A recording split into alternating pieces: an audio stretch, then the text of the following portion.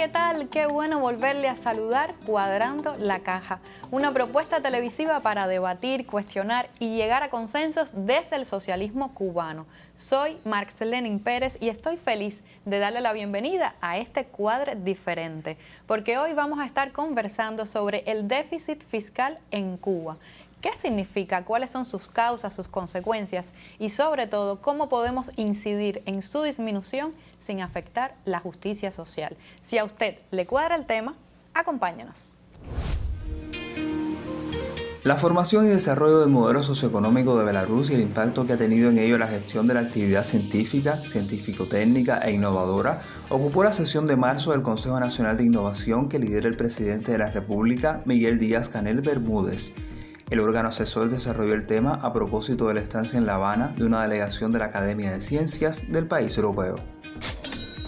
El Silicon Valley Bank, fundado en 1983, protagonizó esta semana la mayor quiebra bancaria en Estados Unidos desde la crisis financiera mundial de hace más de una década. El 16º banco más grande del país colapsó después de que los depositantes, en su mayoría relacionados con el sector de la tecnología y empresas respaldadas por capital de riesgo, retiraran su dinero esta semana a medida que se extendía la preocupación por la crisis que atravesaba la entidad bancaria, recoge AP. Rodrigo Malmierca Díaz, ministro cubano del Comercio Exterior y la Inversión Extranjera, destacó en la India las oportunidades de negocios para empresas indias y cubanas, con énfasis en el sector de las energías renovables, la agricultura y el grupo empresarial de la industria biotecnológica y farmacéutica de Cuba, BioCuba Pharma. Según informó en Twitter la embajada cubana en ese país, el ministro presidió el Foro sobre Negocios de Cuba en el contexto de la cumbre de la Asociación 2023. La fábrica automotriz rusa Moscovich planea sacar este año 2 nuevos modelos en el segmento de vehículo utilitario deportivo y sedán, informó el director general de la empresa KAMAZ, Sergei Konginin. El director explicó que estos 2 nuevos tipos de autos saldrán al mercado en la segunda mitad de 2023, que serán un poco más grandes que los producidos en la actualidad. Noticias relevantes de la última semana con las cuales ya iniciamos nuestro programa para conversar sobre el déficit fiscal en Cuba. Y para eso estoy acompañada por 3 nuevos integrantes del equipo Cuadrando la Caja. Me refiero a Vladimir, máster en ciencias, Vladimir Regueiro, quien es viceministro primero de Finanzas y Precios. Saludos. También con nosotros por primera vez la licenciada Gypsy Ramos, quien es la directora de Tesorería y Crédito Público del Ministerio de Finanzas y Precios. Encantada de estar aquí. Y con nosotros también el doctor en Ciencias, José Carlos del Toro, quien es el presidente de la Sociedad Cubana de Presupuesto Público de la ANEC. A los 3, muchas gracias por aceptar la invitación. ¿Están listos para el debate? Estamos listos. Bueno, perfecto. Yo quiero que comencemos con esta cifra que se ha dado a conocer públicamente como lo planificado para el déficit fiscal del año 2023, y me refiero a 68.128 millones de pesos. Pero cuando hablamos de déficit fiscal, ¿de qué estamos hablando? ¿Qué significa esto? ¿A qué nos referimos? ¿Es un proceso inherente solo a nuestro sistema económico cubano, Vladimir? Sí, estamos listos, pero sobre todo entusiasmados, y agradecemos la oportunidad de debatir de este tema tan complejo que sobrepasa las dimensiones del Ministerio de Finanzas. Lo primero que queremos decir es que este indicador, que es el resultado de los ingresos y los gastos que se planifican para un año en el presupuesto, que se aprueba por la Asamblea Nacional, cuáles son las reglas de ingresos, de gastos que van a regir para ese ejercicio, para un año económico. Y en sí mismo es una restricción, porque todos los titulares de presupuesto en el manejo de los recursos que se les asignan no pueden sobrepasar ese límite que ha sido aprobado. Es un resultante negativo porque los ingresos no son suficientes para cubrir todas las demandas de gasto que son necesarias para respaldar los programas de salud, de educación, de investigación, los programas científicos, de la cultura, del deporte. Son servicios básicos que se prestan a nuestra población, que tienen costos en los que se incurren en gastos importantes que hay que mantener, y para los mismos los ingresos no son suficientes. Digamos, en este año los ingresos que están planificados en aproximadamente 283.000 millones de pesos no cubren los 347.000 millones de pesos para gastos aplicados a todos estos conceptos que habíamos mencionado. Y de ahí la diferencia de 68.000. Luego podemos hablar de algunas distorsiones, problemas en la estructura, tanto de ingresos y de gastos. Pero estos ingresos solo pueden financiar el 81% de estos gastos que están planificados. Y la diferencia luego tendremos que buscar y explicar cómo es que se financia. Fundamentalmente los ingresos están determinados por la aplicación de la ley del sistema tributario. Los impuestos, tasas y contribuciones que se cobran a todos los contribuyentes según las actividades económicas, los hechos imponibles en los que incurren. Pero lamentablemente son insuficientes. Ellos derivan también del nivel de crecimiento que tiene nuestra economía, que en los últimos años, por distintos impactos, cuestiones de bloqueo, el cambio climático, la propia crisis económica internacional post-COVID o en el transcurso generada por la COVID, nos ha venido impactando y todo eso ha determinado un crecimiento discreto en nuestra economía. Y en función de eso también se han adoptado un grupo de medidas desde los ingresos, desde los gastos, pero aún así se mantiene ese resultado insuficiente que es el déficit fiscal. Y hablamos de déficit fiscal porque precisamente son los ingresos presupuestarios y los gastos del presupuesto las herramientas de política fiscal, es decir, para aplicar, para conducir todos estos programas sociales con los que cuenta un Estado, un gobierno. Y en el caso nuestro, ese presupuesto que es tan social por los gastos, los programas que financia, es la expresión también de la voluntad política que tiene nuestro gobierno de ir solventando gradualmente, sistemáticamente, las necesidades que tiene nuestra población con esas limitaciones. Y ese es el déficit que cada año se aprueba por nuestros diputados en la Asamblea Nacional. Es una variable, es un indicador dentro del presupuesto. Y deriva de eso. ¿Es presupuesto del Estado? Presupuesto del Estado que se expresa en distintas dimensiones. Tenemos un presupuesto central de la seguridad social y creo que también pudiéramos hablar de la dimensión del déficit en los presupuestos locales de nuestras provincias, de nuestros municipios, para lo cual también hay un programa para ir revirtiendo gradualmente esta situación deficitaria. Y con respecto a este fenómeno en la región o en el mundo, ¿cómo se comporta esto? ¿Es un proceso solamente de nuestro país? A ver, el saldo fiscal negativo no es inherente solamente al modelo económico cubano. Los estudios económicos que ha hecho la CEPAL para la región muestran que ese saldo negativo es reiterativo en muchos países de la región, que se incrementa sobre todo en los años de la presencia de la pandemia. La pandemia, como se sabe, provocó un proceso de recesión económica y entre los resultados está precisamente la afectación en los niveles de ingresos que están asociados directamente al desarrollo económico de los países y por supuesto hubo que mantener un nivel de gasto y hay niveles importantes de déficit en América Latina en estos 2 años, que es en la medida en que ya la crisis pandémica vaya superándose, bueno, debe ir a los niveles de saldo negativo siempre que ha tenido la región en materia de manejo de los presupuestos en los países. O sea que no es un fenómeno inherente solo de nuestro sistema económico. Y por ejemplo, ¿qué otros factores pueden estar incidiendo en estos momentos, condicionando esta magnitud del déficit fiscal? A ver, como bien decía José, nosotros venimos de unos años de pandemia, que ya eso lleva entramos ya en el año 2023 con una serie de gastos que ha tenido que asumir el presupuesto del Estado, digamos los gastos de salud, las propias estas garantías salariales a los trabajadores que no pudieron estar trabajando por el tema de la COVID.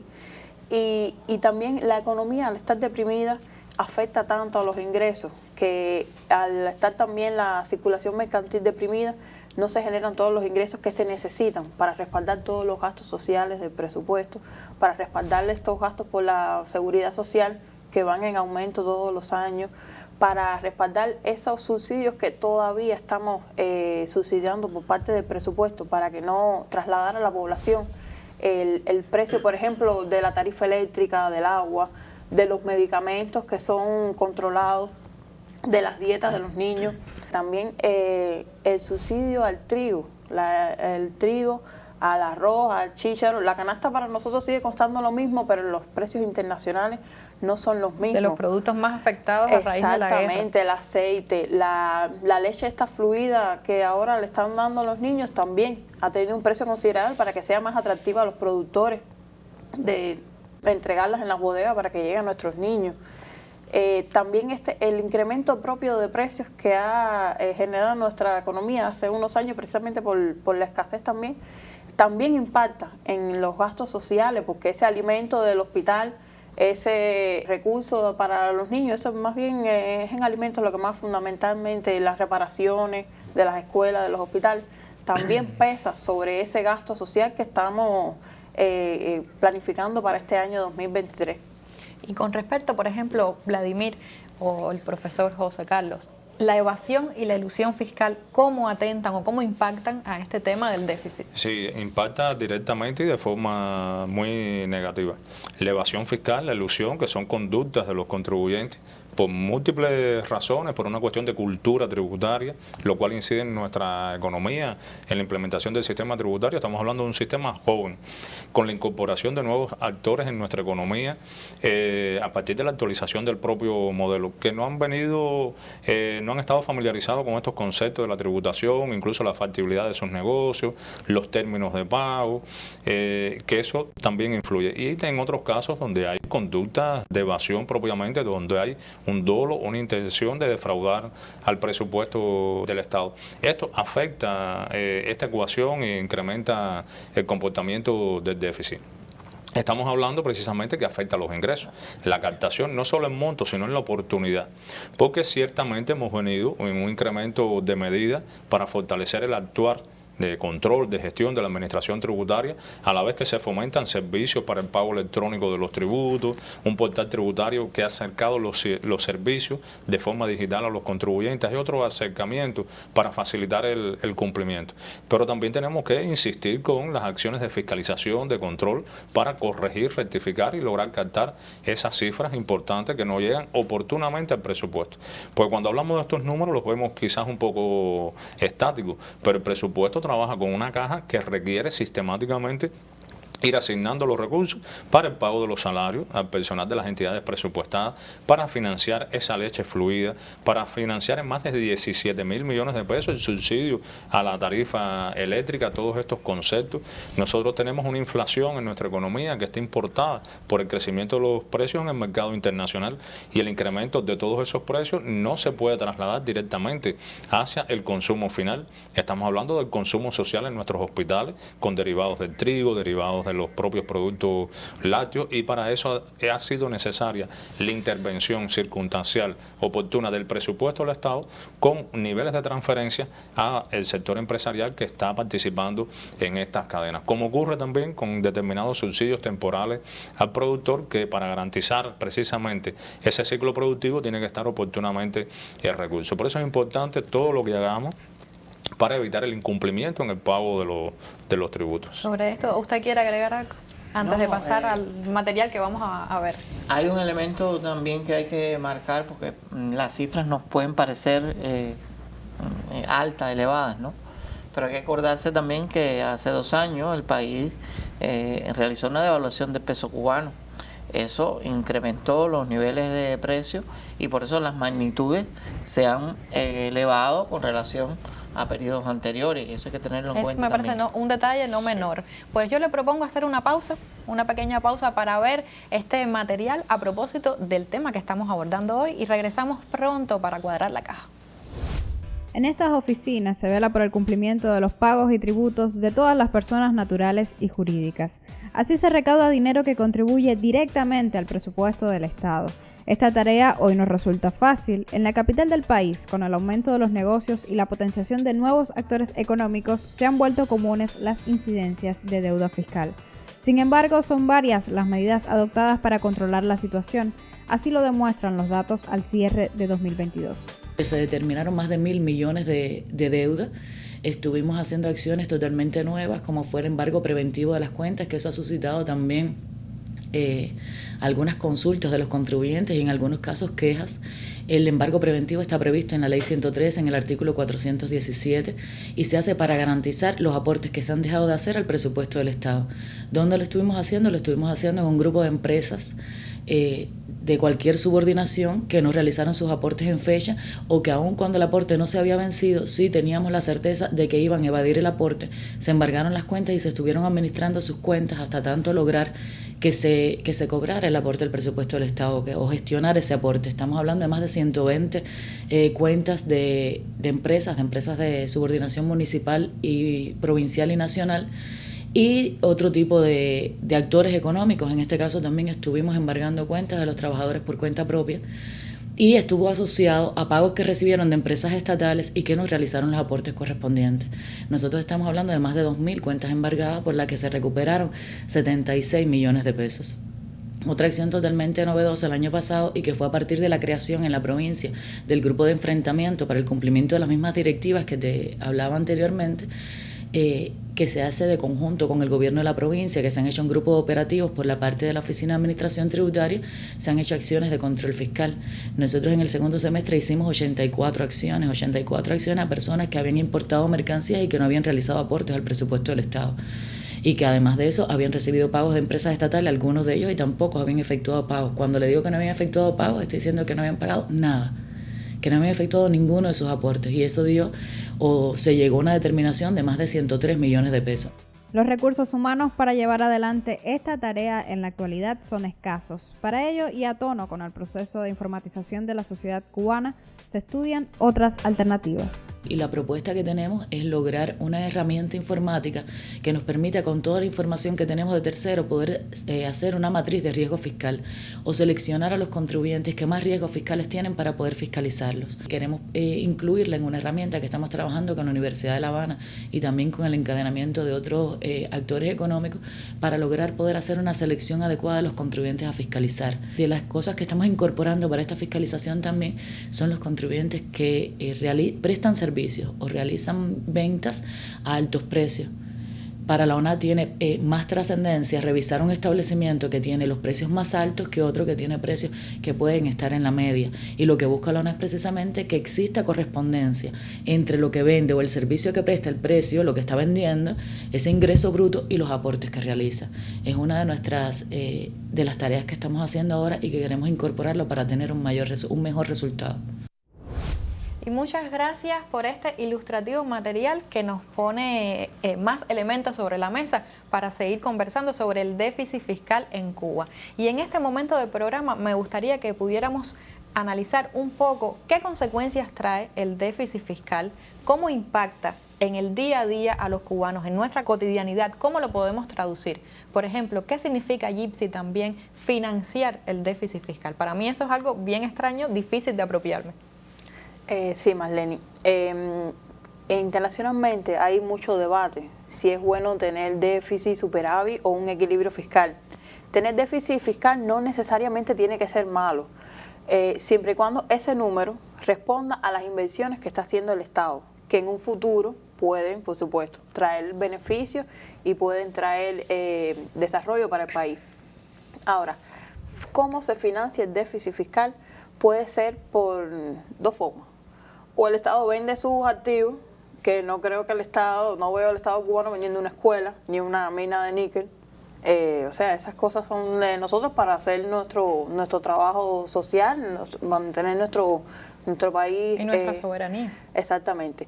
O endeudándose, que esto es lo peligroso del déficit fiscal. Una trayectoria de deuda que no se pueda contener con respecto al Producto Interno Bruto del país, sí sería nocivo para nuestro país. Y sobre todo si esa deuda se compra por el Banco Central de Cuba, o sea, se emite dinero para que el Estado pueda hacer sus funciones, pueda realizar los gastos que necesariamente hay que hacerse. Ahí es donde está el problema, y es tratar de buscar cómo hacerlo, el equilibrio, tratar de buscar el equilibrio entre cuánto va a ser el PIB que se está proyectando en nuestro país a cuánto va a ser el endeudamiento, y sobre eso es que estamos trabajando nosotros, para no irnos de ese enmarcamiento de endeudamiento que, por supuesto, por la pandemia, tanto en Cuba como en el resto de los países de Latinoamérica, ha sido en crecimiento, porque no es posible sostener los niveles que teníamos anteriormente ahora con este tema de la pandemia y con la recesión que hay. Es decir, ¿solo hay dos vías para financiar el déficit? Bueno, ¿Cómo lo hacemos en Cuba entonces? Financiar el déficit implica un endeudamiento. Luego están los mecanismos de cómo se hace esa financiación. Hay uno que es la emisión de moneda.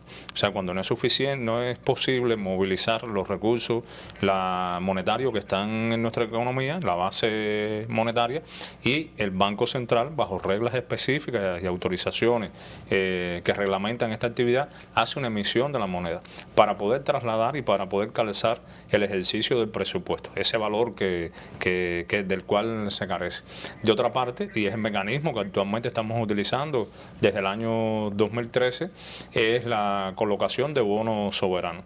La colocación de bonos soberanos es la emisión de títulos valores, a través del Ministerio de Finanzas y Precios, una institución bancaria, donde capta con la emisión de ese título recursos que deben estar libres temporalmente en la economía.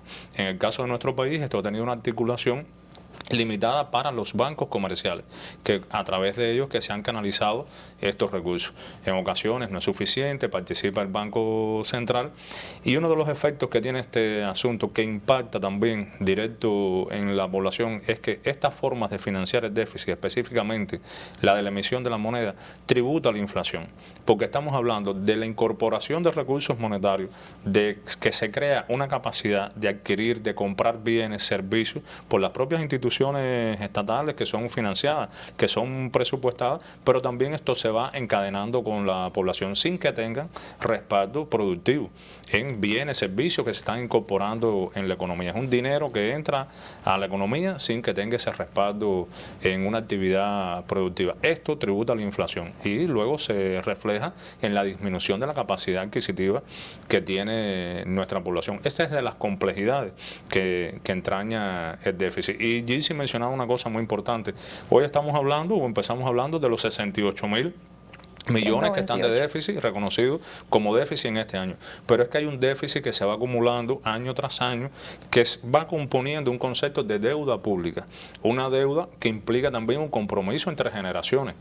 Y es que estamos consumiendo, que estamos teniendo un nivel de gasto que comprometemos también las capacidades de gastar, de invertir, de continuar el desarrollo en nuestra sociedad para las próximas generaciones. Por eso hay que ver con lupa, hay que ir manejando ese concepto, que si el déficit es manejable, porque lo podemos recuperar con inversiones, con los rendimientos que se van teniendo en la economía, esto se recupera. Pero es una variable tan importante, trascendente, está reconocida dentro de los lineamientos de la política económica y social del partido y la revolución, el trabajo que tiene que hacerse desde la política fiscal, desde la política monetaria, y de hecho es centro de atención de un programa que en estos momentos se construye con la participación de nuestro Ministerio de Finanzas y Precios, conducido por el Ministerio de Economía y Planificación, donde participan otros organismos globales. Y la academia también está incorporada en esto, en un programa para la estabilización macroeconómica, donde el déficit es una variable que está incorporada. Ahora, hay que adicionar algo también, porque Gilsi lo apuntaba, ¿no? A veces las magnitudes absolutas del déficit no es la que te decide si el déficit es malo o bueno, sino es la relación que puede tener esa magnitud absoluta con relación al Producto Interno Bruto que se crea en la economía. Entonces, usted puede tener un déficit alto, pero si la relación con respecto al Producto Interno Bruto es favorable, bueno, usted puede manejar ese déficit en esas magnitudes absolutas. Lo que pasa es que cuando esas proporciones se rompen, entonces, bueno, sí se crean desequilibrios macroeconómicos en el país. Por eso a veces son necesarios los programas de corrección o de ajustes macroeconómicos para eliminar determinadas variables que se van de control dentro de la economía. Y que es el caso de lo que se está haciendo hoy en Cuba. El programa de estabilización macroeconómica lo que pretende es lograr un equilibrio entre esas variables. Pero bueno, con respecto a las distorsiones, me parece entonces, aunque usted me dijo algo que para que el déficit sea bueno o malo, ¿puede haber un déficit que sea bueno? Puede haber un déficit que sea bueno siempre y cuando tenga un respaldo en el crecimiento económico del país, porque cuando la economía es deficitaria, usted en el déficit lo que va a manifestar es la capacidad que tiene el Estado de mantener sus conquistas sociales. Usted puede destinar más recursos a inversiones, a la esfera social, a todo esto, pero eso tiene que estar sustentado en que usted tiene un nivel de crecimiento en la economía que puede ser aceptable dentro de los parámetros de estabilización macroeconómica.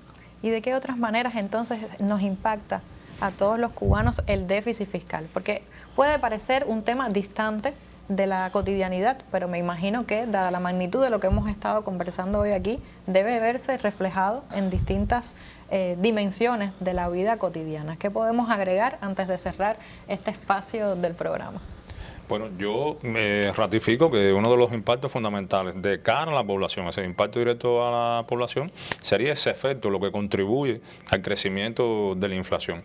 Genera también tensiones financieras, porque los recursos no están disponibles, por eso hay que acudir a estas otras formas de financiación, al bono soberano, en ocasiones hay que acudir al crédito para necesidades de financiamientos temporales que tiene la caja central. Son situaciones así específicas que al no estar disponibles entonces genera una tensión y no se pueden asignar los recursos para determinada actividad, que puede ser la reparación de una escuela, el mantenimiento de un hospital, la prestación de un servicio. Crea esas tensiones. Yo creo que, como decía al inicio, el tema del déficit no es un tema de un ministerio, es un tema que agradecemos al programa esa posibilidad de compartirlo, de acercar el tema a toda la población, porque hay que entender también las causas de por qué están ocurriendo estos fenómenos de precios en nuestro país, las inconformidades que tenemos, que son multifactoriales, pero también en esta variable tan compleja, que lleva un tratamiento sistemático. Los programas de enfrentar la reducción del déficit, de lograr los equilibrios en la economía, son medidas que se expresan a mediano, a largo plazo, con un programa que está conducido con una disciplina institucional. Por eso, como decía, son programas nacionales, con una rectoría, con una conducción desde el gobierno central para lograr, con la participación de todos, porque esto implica también las autoridades locales, los presupuestos locales y también la responsabilidad que tienen los propios actores en la economía en el pago oportuno de sus contribuciones, de sus impuestos, sus declaraciones juradas, que sean veraces. Y también en el uso de esos gastos, porque esos recursos que están limitados, que hay que asignarlos con esas tensiones que hablábamos, no siempre se logra que se haga un uso racional de esos recursos y que respondan a un programa de gasto que pueda revertir la situación, el rendimiento en una empresa, el propio sector presupuestado. Hemos identificado reservas de generar ingresos en áreas deportivas, con actividades culturales que están desaprovechadas y en lo cual hay que poner una intención que también contribuyan a financiar parte de los gastos en los que incurren. Con ese equilibrio de que Gypsy nos comentaba hace un ratico. Entonces yo aquí voy a hacer una pausa para ver qué tiene que decirnos sobre esto nuestro gurú desde Jatibonico.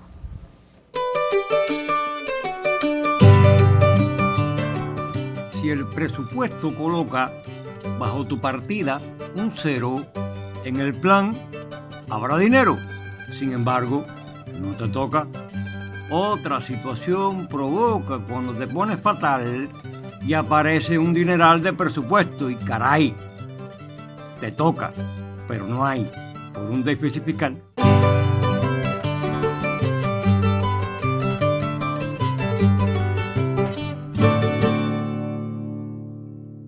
Y muchas gracias a nuestro gurú, tomando las décimas del gurú de Jatibonico como punto de partida para este momento prepositivo.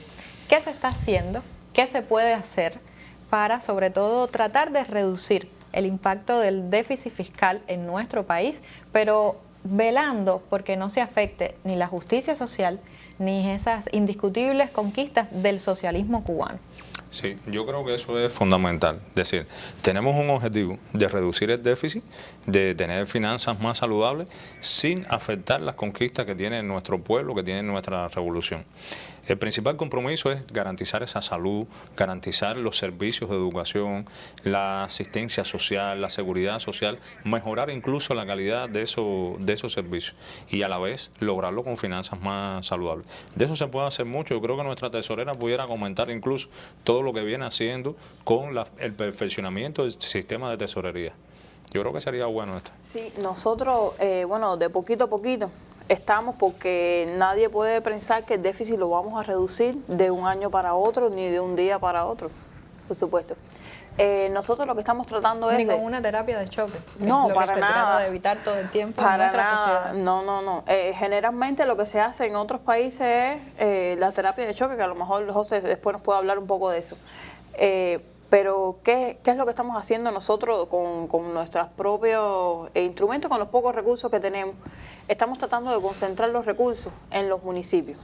Los municipios son claves en esta reducción del déficit fiscal, sobre todo por la gestión que ellos tienen que desarrollarse, por la autonomía que tienen que tener, por el manejo de esos recursos del municipio que tienen que tener, por ese desarrollo que tienen que tener en sus proyectos de desarrollo local que se están haciendo con las contribuciones, que son los que a su vez le van a dar esos ingresos para ellos poder seguir desarrollando sus estrategias de desarrollo municipal. Entonces, sobre el tema que decía Vladimir, el perfeccionamiento de la tesorería, estamos tratando de concentrar esos recursos que están dispersos en todas las unidades presupuestadas. Para nosotros las unidades presupuestadas son las escuelas, los hospitales, los centros deportivos, tratando de concentrar lo que el municipio sea el que tenga ese dinero y que él disponga de cuándo es que hace falta, en qué cantidad es que hace falta, bien respaldado, con un control más justo sobre ese gasto a qué va a estar destinado para que no se nos vaya. A partir de conocer sus propias características, sus propias necesidades y sus posibilidades. Exactamente, porque anteriormente, ¿qué se hacía? Se daba por el plan que tenía esa unidad presupuestada, se daba el recurso, pero no, ahora es al revés. Ahora lo que estamos tratando de hacer es, enséñame en qué vas a gastar el dinero, y si yo veo que es conveniente, o sea, por supuesto, todo lo establecido para lo que se diseñó, garantizando siempre el salario de ese médico, de ese profesor, no tratando o sea, como cerrar un poco la pila del grifo para que no se nos vaya ese gasto, reducir el gasto, ya que por la vía del ingreso tenemos nuestras limitaciones por el desarrollo de la propia economía, tratando de cerrar un poco ese gasto por esta vía. Y en esta participación territorial y de los municipios, ¿qué papel están jugando entonces los órganos, por ejemplo el delegado? ¿Cómo influye en este manejo del déficit y de los recursos? El presupuesto del año 23 tuvo una característica vital en materia de control, desde su inicio, desde su diseño, y fue tratar de garantizar una participación de la ciudadanía y de los delegados en los procesos de construcción de los presupuestos para poder lograr después un mejor proceso de ejecución y control. Cuba tiene algunas experiencias en municipios que ya habían avanzado a partir de diferentes proyectos en la participación ciudadana en el control del presupuesto. Y esa es una tarea que hay que reforzar como una de las vías para lograr tener un déficit fiscal mucho más sustentado, que vaya encaminado hacia donde fue diseñado el manejo de recursos. Pero todo eso no lo vamos a lograr si no le ponemos ciencia e innovación a todos estos procesos. Y precisamente por eso hay dentro de los proyectos de los macroprogramas del Plan de Desarrollo Económico y Social hasta 2030, proyectos que hoy van encaminados, por ejemplo, a la determinación de metas presupuestarias, de que usted pueda decir, yo voy a destinar recursos con este propósito, con este resultado, y poder medir que realmente al cierre del ejercicio fiscal usted pudo financiar esa meta, pudo financiar ese resultado. Estamos bajo la conducción del Ministerio de Economía, con la participación del Ministerio de Finanzas, la Academia, la ANE, en estos proyectos de ponerle ciencia e innovación al control del gasto público, porque indiscutiblemente ya es una necesidad. Tenemos que ir a un estadio superior si queremos realmente lograr niveles de control, niveles de beneficio en este tema. Y cuando estamos hablando, profesor, de ciencia e innovación, ¿qué otros ejemplos podemos aportar en este caso? Mira, uno de los principales resultados que ya hoy está precisamente en la esfera de los presupuestos locales.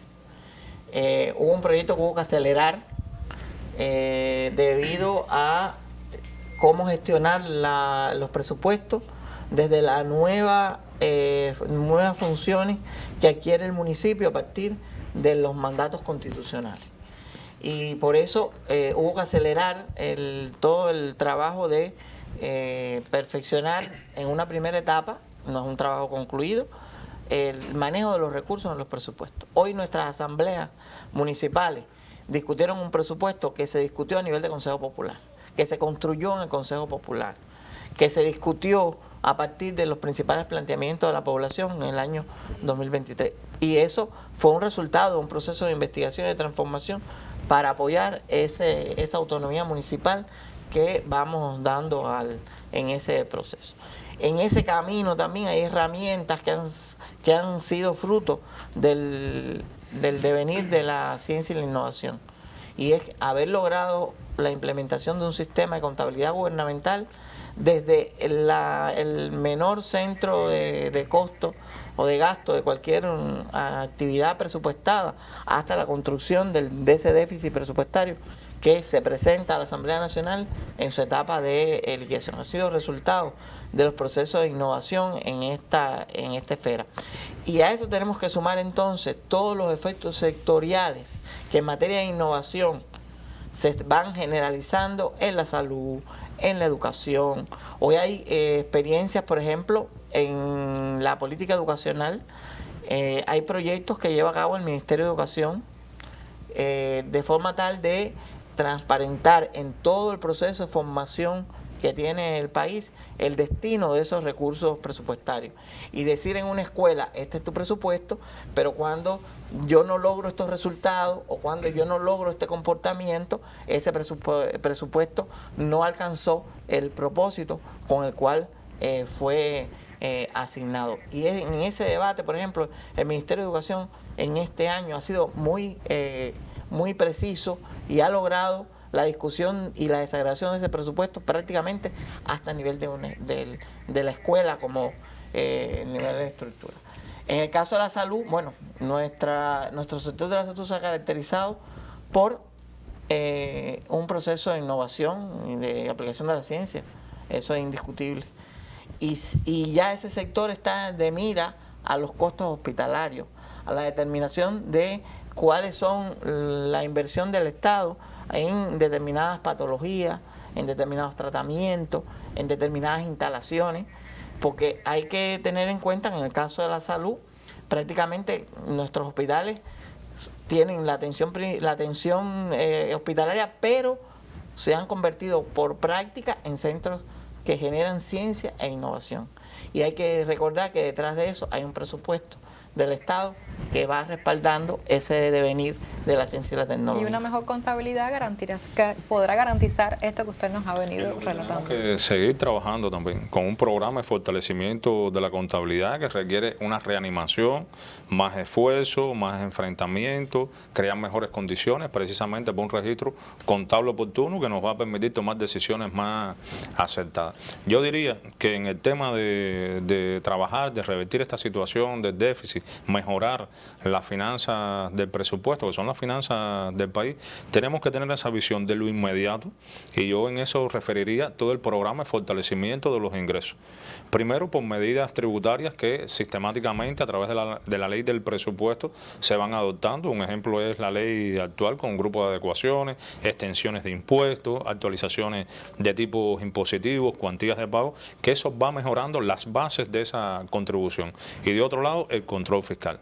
Un control fiscal que se tiene que basar también con ciencia e innovación en un programa de fomento a nivel social de la cultura tributaria, pero también con una mayor percepción de las consecuencias que tiene el riesgo del incumplimiento, que sea oportuna la actuación de la Oficina de Administración Tributaria con el control, todas estas medidas que en el reportaje se ilustraba, de los embargos preventivos, de la alerta temprana, de la sanción a ese contribuyente que es reincidente. Y en eso tenemos que ser más sistemáticos, porque tenemos comprometido precisamente los programas de nuestra población, los programas sociales que son conquistas que tenemos que mantener y desarrollar. Y en lo estratégico hay un grupo de medidas que se están implementando, de programas, algunos, ya el doctor José Carlos los explicaba. Yo quisiera hacer referencia a estos que tendrán una incidencia a mediano, a largo plazo, pero que empiezan en lo que se van gestando a rendir algunos frutos.